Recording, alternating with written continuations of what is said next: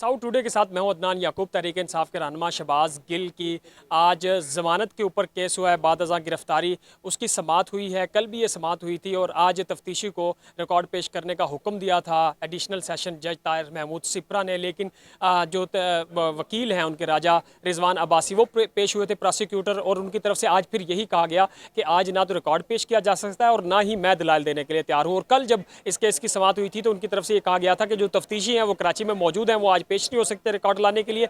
तो फिर जो एडिशनल सेशन जज के रिमार्क्स थे वो बहुत ज़्यादा इंतहाई अहम थे। उन्होंने कहा था कि अगर कल रिकॉर्ड पेश ना किया तो फिर इंतजामिया के लिए मसला बन सकता है, पुलिस के लिए। तो आज उनको रिकॉर्ड पेश करने का हुक्म दिया था, लेकिन आज फिर जो प्रोसिक्यूटर हैं, पुलिस हैं और तफ्तीशी उनकी जानिब से रिकॉर्ड पेश नहीं किया गया।